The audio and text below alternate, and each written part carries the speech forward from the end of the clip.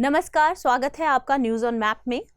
तो दृष्टि आईएएस की सीरीज में जैसा कि आप सभी जानते हैं कि हम पिछले हफ्ते की उन खबरों को यहाँ पर सवाल की फॉर्म में लेकर आते हैं जिनका संबंध मानचित्र से है। मेरा नाम खुशहाल है और दृष्टि आईएएस की सीरीज में हम शुरुआत करते हैं अभ्यास प्रश्न से।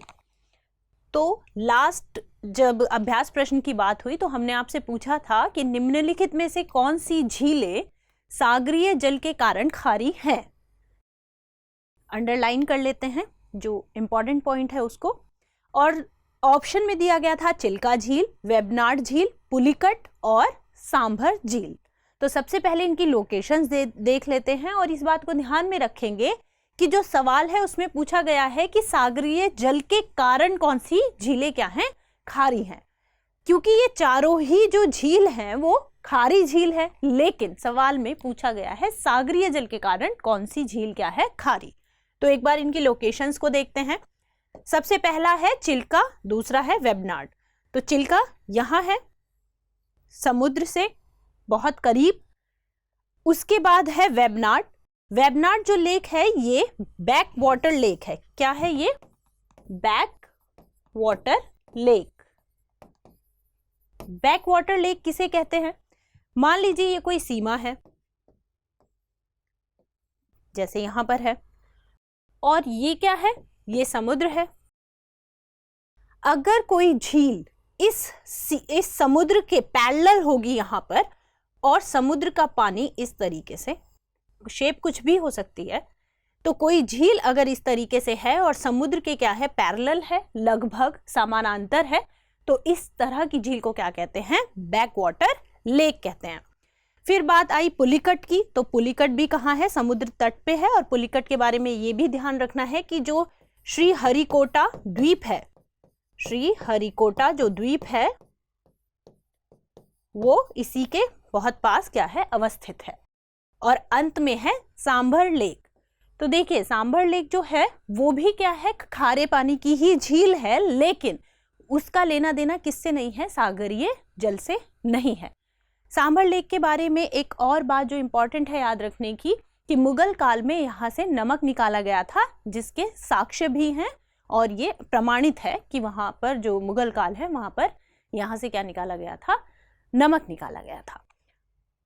तो अब अगर ऑप्शंस में हम देखें तो ये तीनों झीलें खारी हैं और संबंध किससे है? सागरीय जल से है, लेकिन सांभर झील का नहीं है। तो उत्तर क्या हुआ?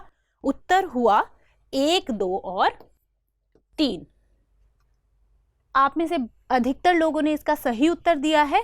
कमेंट बॉक्स में इसी तरह कमेंट करते रहिए जो सवाल पूछा जाता है उसके लिए। तो आज के सेशन का पहला सवाल देखते हैं। पहले न्यूज़ पढ़ लेते हैं। हाल ही में मलेशियाई सूत्रों ने इस बात की पुष्टि की है कि वहां की सरकार अनिवार्य मृत्यु दंड के प्रावधानों को समाप्त करने का क्या कर रही है? प्रयास कर रही है। तो प्रश्न क्या बना है कि दक्षिण पूर्व एशिया के संदर्भ में निम्नलिखित कथनों पर विचार कीजिए। जैसे कथन वाले जो सवाल आते हैं उस लिहाज से ये बहुत ज्यादा इंपॉर्टेंट है। तो पहला कथन है कि आसियान के अधिकांश सदस्य देश पूर्णतः द्वीपों पर बसे हुए हैं। तो देखिए स्टेटमेंट में 2 शब्द को अंडरलाइन कर लेते हैं। एक तो अधिकांश, जब भी अधिकांश की बात होगी यानी मैक्सिमम, और पूर्णतः द्वीपों पर बसे हैं। हम सभी जानते हैं कि आसियान में सदस्य देश कितने हैं? 10। तो अगर 10 देश हैं और ये अधिकांश की बात कर रहे हैं तो अधिकांश 1 या 2 या 4 से तो नहीं बनेगा। अधिकांश का मतलब ही है कि 10 में से 8, 9 तो होने ही चाहिए, तब हम कहेंगे ना कि अधिकांश कहाँ बसे हुए हैं? पूर्णतः द्वीप पर बसे हुए हैं। तो मानचित्र के जरिए से सबसे पहले हम क्या देखते हैं? पहले स्टेटमेंट को देख लेते हैं कि क्या पहला स्टेटमेंट, पहला कथन सही है या नहीं है। उसके बाद दूसरे कथन की बात करेंगे। तो देखिए आसियान जो देश हैं, आसियान के जो सदस्य देश हैं कौन कौन हैं? Myanmar, Laos, Thailand, Vietnam, Cambodia, Malaysia, Singapore, Indonesia, Brunei और फिलीपींस। तो हम देख रहे हैं यहाँ पर कि केवल कितने? 4 ही सदस्य देश हैं जो पूर्णतः क्या हैं? द्वीप हैं। 4 सदस्य देश कौन से हैं? फिलीपींस, ठीक, ब्रुनेई और सिंगापुर और इंडोनेशिया।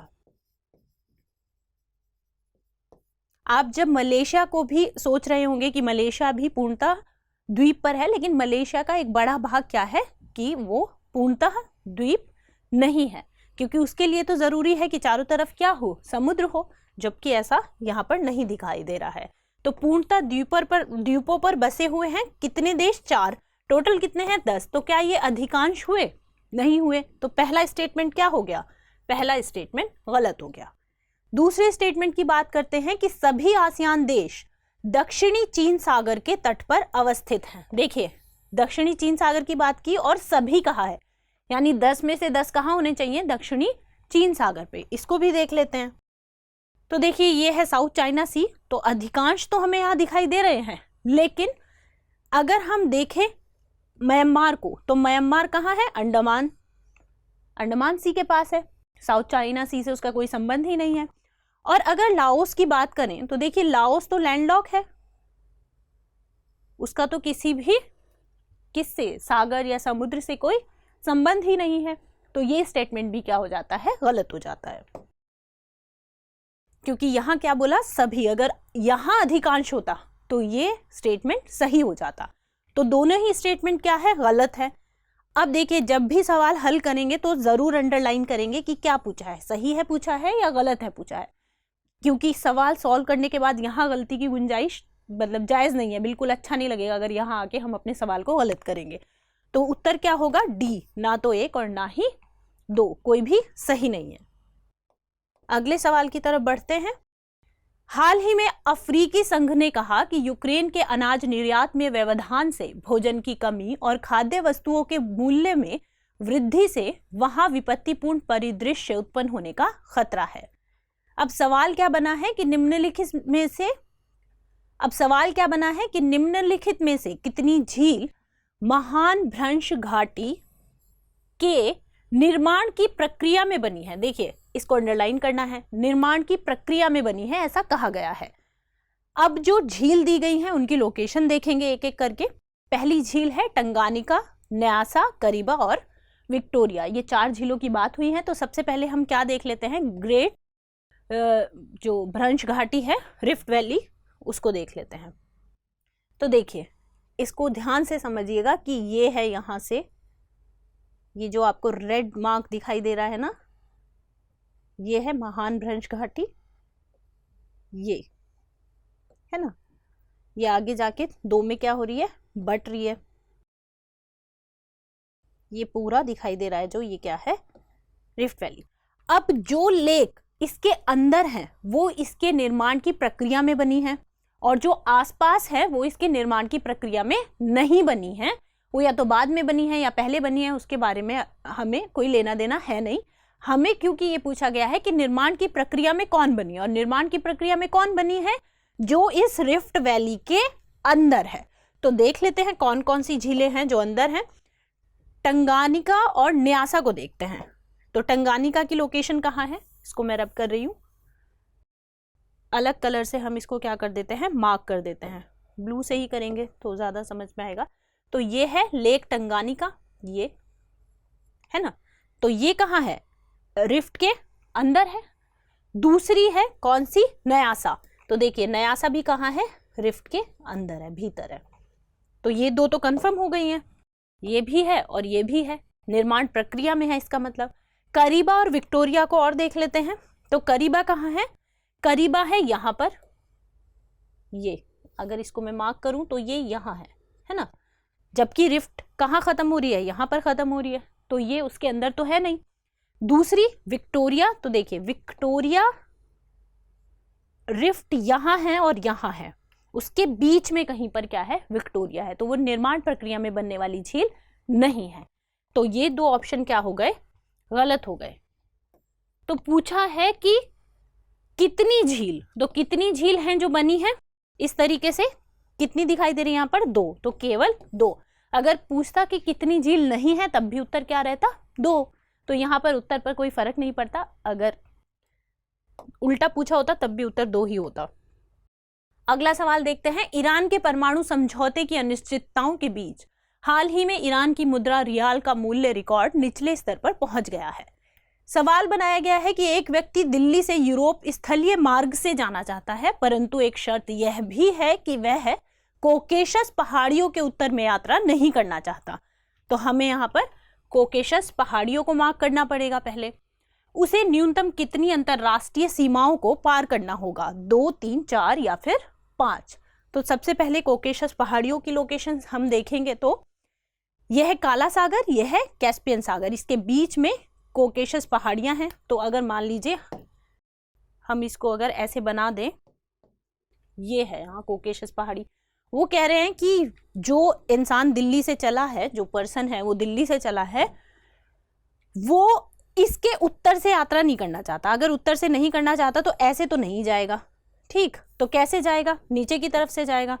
नीचे की तरफ से जाएगा मतलब अब अगर उसकी लोकेशन कहाँ बताई है, दिल्ली बताई है, यानी इंडिया से निकलेगा। तो एक बॉर्डर तो हो गया ये, ठीक, पाकिस्तान। अब देखिए एक तरीका है कि अफगानिस्तान जाए फिर ईरान जाए, लेकिन हम 2 अंतरराष्ट्रीय सीमा क्यों पार करें? हम कहाँ से जाएंगे, पाकिस्तान से, नीचे की तरफ से ईरान में, और ईरान के बाद कहाँ पहुंचेंगे, तुर्की। तो कितनी अंतरराष्ट्रीय सीमा हुई अभी तक, 1, 2 और 3। तो क्या यूरोप में पहुंच गए हैं? क्या तुर्की यूरोप का भाग है? बिल्कुल है। तुर्की का एक हिस्सा यूरोप के अंतर्गत आता है। तो क्योंकि यहाँ पर स्पेसिफिकली कोई देश नहीं बोला गया है और तुर्की का एक हिस्सा यूरोप में आता है, तो इसलिए अब वो ऑलरेडी कहाँ पहुंच चुका है, यूरोप में पहुंच चुका है। तो अब कोई अंतरराष्ट्रीय सीमा पार नहीं करनी है।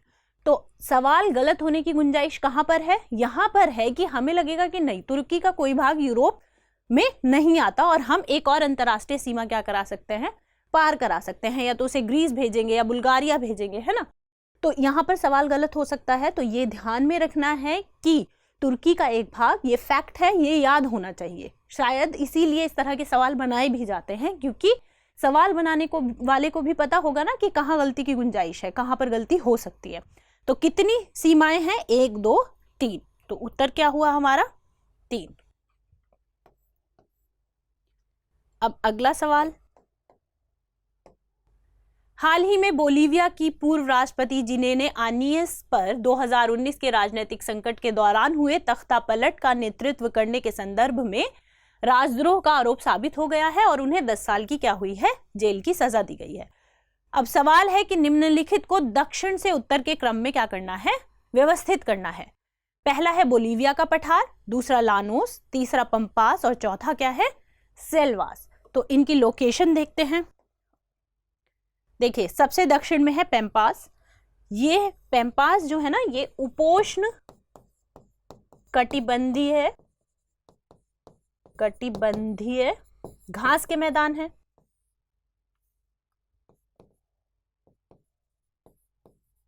घास के मैदान है।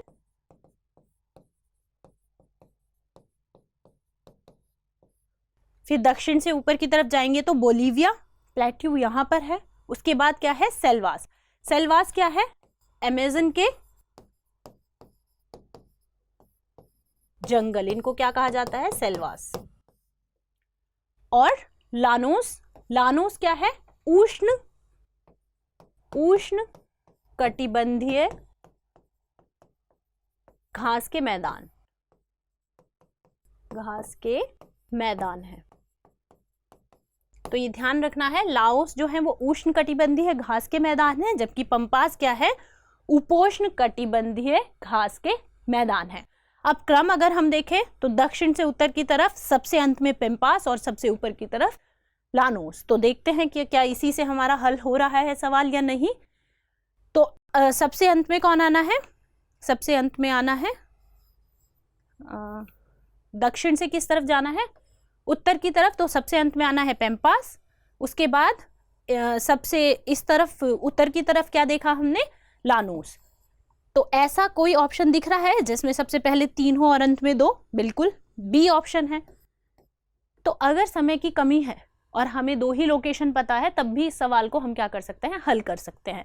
दक्षिण में ऊपर की तरफ बढ़े थे तो क्या था, बोलीविया का पठार, उसके बाद सेल्वास और उसके बाद क्या था, लानोस। ये पूरा क्रम था। 3, 1, 4, 2 यही सही उत्तर है। अगले सवाल की बात करते हैं। दी क्रायोस्फीयर जर्नल में प्रकाशित एक लेख के अनुसार हाल ही में शोधकर्ताओं को एंटार्क्टिक बर्फ में पहली बार माइक्रोप्लास्टिक के कण मिले हैं। सवाल क्या है कि युग्मों पर क्या करना है, विचार करना है। एक तरफ कुछ पर्वत चोटी दी गई है, दूसरी तरफ उनकी अवस्थिति दी गई है। तो पहला है माउंट विंसन मासिफ, इसका पूरा नाम क्या है, माउंट विंसन मासिफ। ये इधर चला गया है, यहां नहीं होगा। और अवस्थिति क्या दी गई है, एंटार्क्टिक। दूसरा है माउंट अकोंकागुआ दक्षिण अमेरिका और एप्लेशियन पर्वतमाला यूरोप। तो अभी हम सबकी क्या देख लेते हैं, लोकेशन देख लेते हैं। तो माउंट विंसन मासिफ जो है वो एंटार्क्टिका में है और इसकी जो ऊंचाई है लगभग 5000 मीटर है, लगभग 5000 मीटर है। और कहाँ है, एंटार्क्टिका में है। तो ये बिल्कुल क्या है, सही है। दूसरा है माउंट अकोंकागुआ दक्षिण अमेरिका। देखिए ये है माउंट एकोंकागुआ और ये साउथ अमेरिका की सबसे ऊंची चोटी है, साउथ अमेरिका की सबसे ऊंची चोटी है। दूसरी चीज, ये चिली और अर्जेंटीना जो है ना उसके बॉर्डर पर अवस्थित है। यहां पर क्या है, बॉर्डर है और ये बॉर्डर पर अवस्थित है। ये स्टार जो दिखाई दे रहा है ना, तो ये क्या है, बॉर्डर पर अवस्थित है। ये दो बातें आपको ध्यान रखनी है।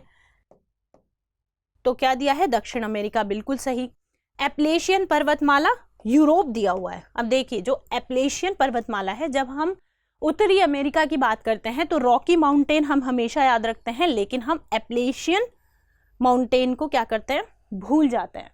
जबकि एप्लेशियन जो माउंटेन है, यहीं से जो उत्तरी अमेरिका है उसकी जो प्रारंभिक औद्योगिक क्रांति जो थी उसमें इसका बहुत बड़ा योगदान था। तो ये जो है ये कहाँ स्थित है, उत्तरी अमेरिका में। और यहाँ क्या दिया गया है, यूरोप। तो ये क्या हो जाता है, गलत हो जाता है। तो हमारा उत्तर निकलकर क्या आया, पूछा क्या है, सुमेलित कौन है। तो पहला और दूसरा यानी ऑप्शन सी इसका क्या हुआ, सही उत्तर हुआ। अगला सवाल देखते हैं। हाल ही में रूसी नाभिकीय ऊर्जा कंपनी रोसातम ने कुडनकुलम नाभिकीय ऊर्जा संयंत्र के लिए ज्यादा भरोसेमंद और आर्थिक रूप से वहनीय नाभिकीय ईंधन की आपूर्ति की है। कथनों पर विचार करना है। पहला कथन है, जैसे अभी हमने सॉल्व किया था, सेम उसी पैटर्न पर यह सवाल बना हुआ है, भारत के पश्चिमी हिस्से में नाभिकीय संयंत्रों का संकेंद्रण अधिक है। अब इसको पहले हम पहले स्टेटमेंट को देख लेते हैं डायग्राम की मदद से। तो देखिए पश्चिमी हिस्से में पर ही क्या है, ज्यादातर क्या है, नाभिकीय संयंत्र हैं। तो जो ये ग्रीन कलर से आपको पॉइंट दिखाई दे रहे हैं ये प्लान्ड हैं, जो अभी बन रहे हैं।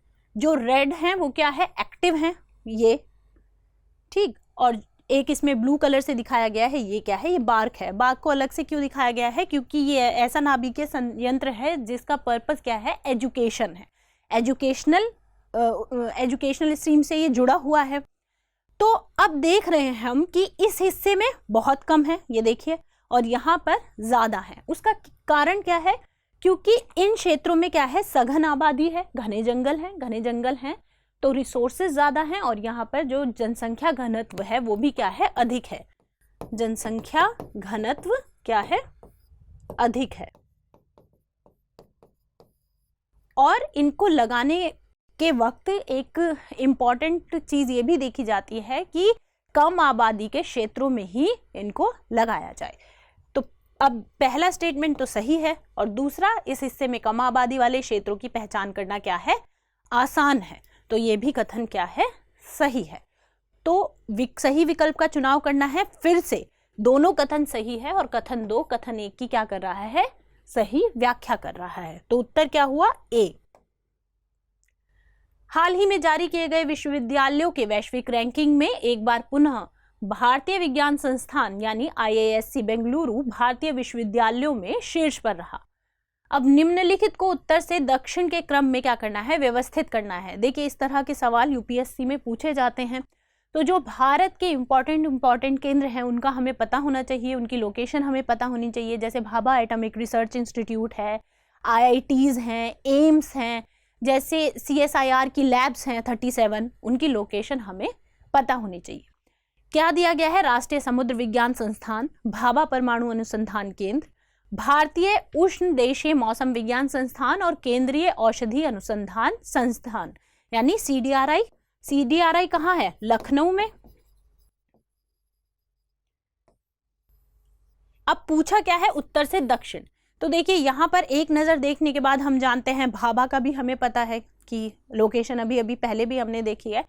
तो एक नजर में देखने से ये समझ में आ रहा है कि उत्तर से दक्षिण में लगाना है, तो उत्तर का जो पहला भाग होगा वो 4 ही होगा, क्योंकि लखनऊ से ऊपर का कुछ यहाँ पर दिखाई नहीं दे रहा है।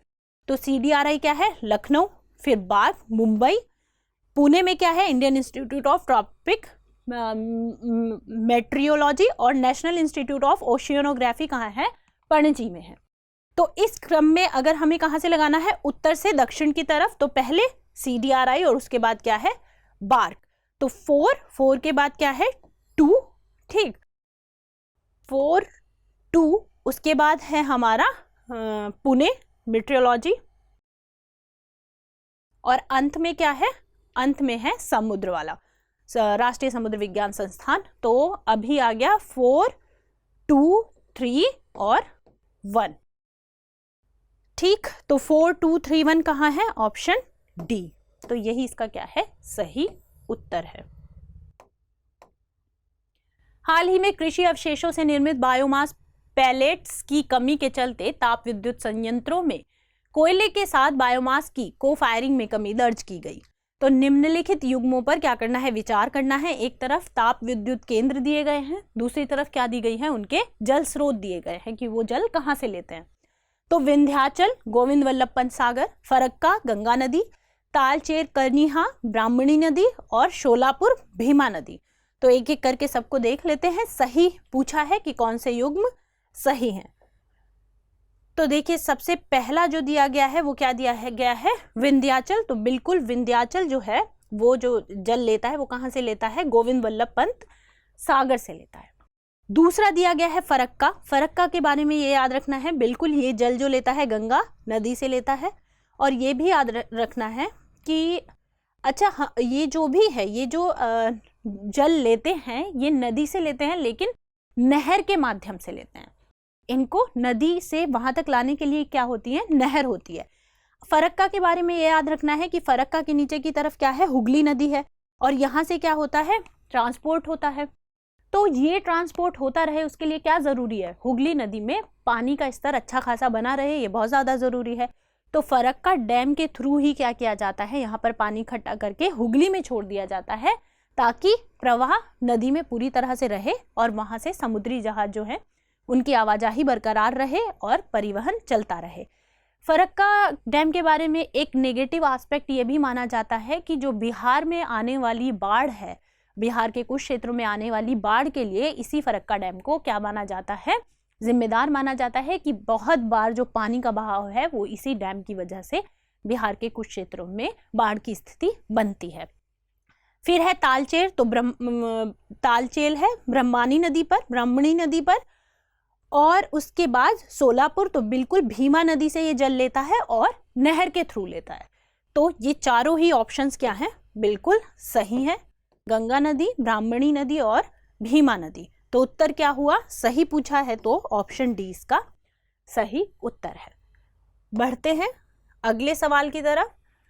तमिलनाडु के मुख्यमंत्री M.K. स्टालिन ने प्रधानमंत्री नरेंद्र मोदी से कच्चातीवू द्वीप को श्रीलंका से वापस लेने की मांग की है।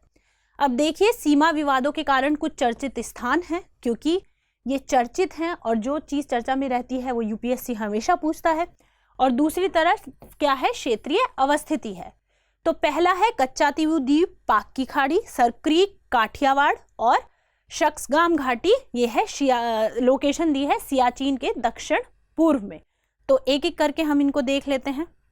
सबसे पहले क्या है? सबसे पहले है कच्चातीवू द्वीप। तो देखिए बिल्कुल कच्चातीवू द्वीप जो है वो कहाँ अवस्थित है? पाक की खाड़ी में। पाक की खाड़ी की लोकेशन उधर कहीं याद मत रखिएगा, पाक की खाड़ी यहाँ पर है। ठीक, अब इसकी लोकेशन बिल्कुल सही दी गई है। सर क्रीक काठियावाड़। अब देखिए सर क्रीक की लोकेशन है ये, और हम जानते हैं काठियावाड़ क्या है? काठियावाड़ तो ये वाला हिस्सा कहलाता है। तो इसकी अवस्थिति क्या है? सही नहीं दी गई है। तो दूसरा ऑप्शन क्या हो गया हमारा? गलत हो गया। सही पूछा है, युग्म सही कौन सा है, तो देखिए पहला सही है और दूसरा गलत है। तो देखिए ये वाले ऑप्शन क्या हो गए, एलिमिनेट हो गए। ना तो अब ऑप्शन ये हो सकता और ना ही ऑप्शन ये हो सकता। क्यों? क्योंकि दोनों में क्या है, 2। अब 2 ही बचे हैं, केवल एक या फिर कोई भी नहीं। अब देखिए उत्तर तो हमारा निकल के आ गया है क्योंकि हमने पहला देख लिया है और इसमें पूछा है कोई भी सही नहीं है, तो उत्तर क्या आ गया हमारा, केवल एक। अगर इतनी ही इंफॉर्मेशन है तब भी हमारा उत्तर निकल के आ रहा है। लेकिन फिर भी हम तीसरी लोकेशन को भी देख लेते हैं, शख्सगाम घाटी सियाचिन के दक्षिण पूर्व में। तो शख्सगाम घाटी कहाँ है, यहाँ पर है। जिन जगहों पर पाकिस्तान अपना दावा करता है, भारत की वो जगह जिस पर वो पाकिस्तान की जगह होने का दावा करता है, उनमें से एक है शख्सगाम घाटी। अब शख्सगाम घाटी को पाकिस्तान ने क्या किया है, चीन को दे दिया है अवैध तरीके से। यानी जो चीज उसकी है ही नहीं उसको अवैध तरीके से किसे दे दिया है, चीन को दे दिया है। इसीलिए ये इंपॉर्टेंट हो जाता है। अब कहा गया है कि सियाचिन के कहां पर है ये, सियाचिन के दक्षिण पूर्व में। तो क्या ये दक्षिण पूर्व में है? हम अगर लोकेशन, हमने कहा था कि जब भी कोई कंफ्यूजन हो तो हमेशा क्या करेंगे, डायरेक्शन बना लीजिए। ठीक, वो कह रहा है दक्षिण पूर्व, यानी वो इस तरफ कह रहा है, तो इस तरफ तो नहीं है, कहाँ है, उत्तर पश्चिम में। तो क्या हो गया, ये अवस्थिति क्या हो गई है, गलत हो गई। अवस्थिति हो गई गलत। अभी भी उत्तर क्या है, ए, केवल एक। तो अगर समय की कमी हो तो अगर तीसरे ऑप्शन को बिना पढ़े भी हमारा उत्तर निकल रहा है तो इस तरह किया जा सकता है। हाल ही में गृह मंत्री ने दीव में पश्चिमी क्षेत्रीय परिषद की 25वीं बैठक की क्या की, अध्यक्षता की है।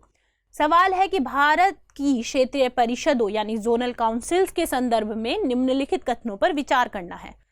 उत्तराखंड उत्तरी क्षेत्रीय परिषद का सदस्य है। अब देखिए उत्तराखंड की जो लोकेशन है, जब वो हमारे दिमाग में आती है तो हमें लगता है कि हाँ वो उत्तरी क्षेत्रीय परिषद का ही क्या होगा, हिस्सा होगा, लेकिन ऐसा नहीं है। ये क्या है, जोनल काउंसिल्स हैं। उत्तरी परिषद में कौन कौन है, ये पूरा जो ग्रीन क्षेत्र आपको दिखाई दे रहा है ये उत्तर में है। मध्य में कौन कौन है, उत्तर प्रदेश, उत्तराखंड, मध्य प्रदेश और छत्तीसगढ़। दरअसल ये 2 क्षेत्र क्या थे, मध्य में थे, उत्तर प्रदेश और मध्य प्रदेश। जब उत्तर प्रदेश से उत्तराखंड अलग हुआ तो वो भी किस में आया, सेंट्रल में आया, मध्य में आया। और इसी तरह मध्य प्रदेश से जब छत्तीसगढ़ अलग हुआ तो छत्तीसगढ़ भी किस में आया, मध्य में ही आया। तो ये याद रखना है, इसमें थोड़ा कंफ्यूजन हो सकता है। इसी तरह जो ये पिंक कलर से आपको दिखाई दे रहा है, ये पिंक कलर है पश्चिमी क्षेत्र, ये येलो कलर पीले रंग से जो दिखाई दे रहा है ये दक्षिणी, और जो ये नारंगी रंग से दिखाई दे रहा है ये है पूर्वी। अब दूसरा स्टेटमेंट पढ़ते हैं। तो ये क्या है, उत्तरी क्षेत्रीय परिषद का सदस्य नहीं है। सिक्किम पूर्वी क्षेत्रीय परिषद और पूर्वोत्तर परिषद दोनों का सदस्य है। अब देखिए हमने पूर्वोत्तर परिषद तो पढ़ा ही नहीं, अभी जब हमने देखा, हमने कौन सा पढ़ा, ये जो पढ़ा है नारंगी रंग से ये क्या है, पूर्वी। तो पूर्वी का तो सदस्य बिल्कुल है सिक्किम, देखिए यहाँ ऑरेंज कलर है ना, नारंगी। तो पूर्वी क्षेत्रीय परिषद का तो सदस्य है। अब हमें देखना है पूर्वोत्तर परिषद। दरअसल ये कोई जोनल काउंसिल नहीं है, बल्कि अलग से जो पूर्व के जितने स्टेट हैं उनको पूर्वोत्तर क्षेत्रीय काउंसिल या कहा जाता है। अब उसमें सिक्किम आएगा क्योंकि सिक्किम क्या है, पूर्वोत्तर राज्य है, तो उसका भी सदस्य क्या है, सिक्किम है।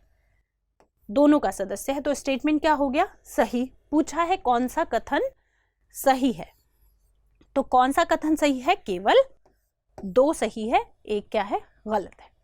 अगला, अब इसमें अलग अलग कलर से दिया गया है ना सब कुछ, तो एक बार स्क्रीनशॉट ले लीजिएगा ताकि कभी भी किसी भी, अब जैसे सवाल क्या बना, उत्तराखंड के लिए बना, लेकिन किसी और राज्य के लिए भी बन सकता है ना, तो इसलिए इसको ध्यान रखना है।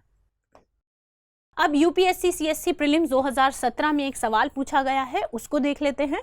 भूमध्य सागर निम्नलिखित में से किन देशों की सीमा है, यानी इन किन देशों की सीमा जो है वो भूमध्य सागर से लगी हुई है। जॉर्डन, इराक, लेबनान और सीरिया।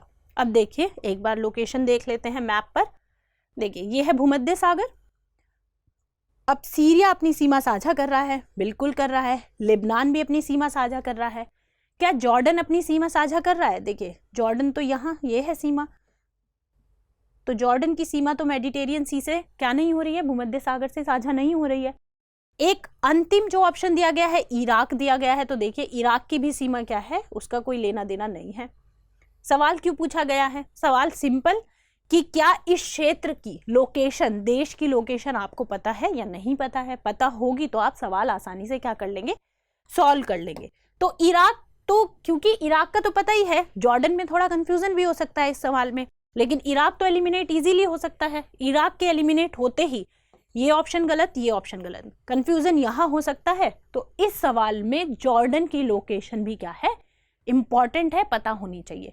तो जॉर्डन भी सीमा क्या है, साझा नहीं करता। तो ये ऑप्शन भी एलिमिनेट। अब क्या बचा, 3 और 4, ये सही उत्तर है। अब बात आती है अभ्यास प्रश्न की। तो भारत के कितने राज्य और केंद्र शासित प्रदेश पूर्णतः कर्क रेखा के उत्तर में है? बहुत आसान सवाल है, मैप पे देख के आराम से इसका उत्तर निकाला जा सकता है। सही विकल्प चुनना है। ये ऑप्शंस दिए गए हैं, 11 राज्य और 3 केंद्र शासित प्रदेश, 12 राज्य और 4 केंद्र शासित प्रदेश, 13 राज्य और 2 केंद्र शासित प्रदेश और 13 राज्य और 4 केंद्र शासित प्रदेश। हमेशा की तरह आपको उत्तर कमेंट बॉक्स में करना है। अगले हफ्ते हम नए सवालों के साथ फिर से उपस्थित होंगे, लेकिन आप कमेंट करना ना भूलें और तैयारी करते रहें, मानचित्र को देखते रहें। Good luck.